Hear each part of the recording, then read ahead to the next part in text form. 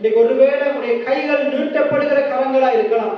ஒரு நாள் ஆண்டவர் உங்களுக்குள்ள இருக்கிற ஆசீர்வாதங்களை, உங்களிடத்தில் இருக்கிற பொக்கிஷங்களை அநேகருக்கு திறந்து கொடுக்கிற அளவுக்கு உங்களை மாற்றிடுவார். எத்தனை பேர் ஆமீன் சொல்றீங்க? ஏழைகளுக்கு நீங்க ஏழையா இருக்க மாட்டீங்க, ஆண்டவர் உங்களை ஏழைகளுக்கு கொடுக்கிற நிலைமைக்குள்ள உங்களை கொண்டு போயிடுவார்.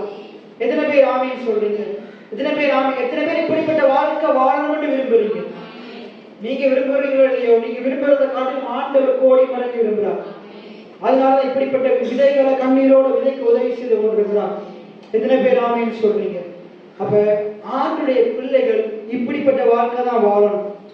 இவங்களே ஏழைகளா இருந்து கொண்டிருக்க கூடாது, குறைவோடு இருந்து கொண்டிருக்க கூடாது. 50 வருஷத்துக்கு 20 வருஷத்துக்கு முன்னுக்கு இருந்தது போல இப்ப இருக்க கூடாது. நாளுக்கு நாள் முன்னேற வேண்டும், நாளுக்கு நாள் செழிக்க வேண்டும்.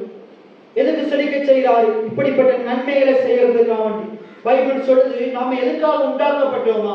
நற்கிரியைகளை செய்கிறதுக்காக நாங்க தேவனுடைய செய்கையா இருக்கிறோம். நம்மளை நற்கிரியை செய்யறதுக்காக உண்டாக்கினார், மற்றவனுக்கு நம்ம நல்லது செய்யும்படி உண்டாக்கினார்.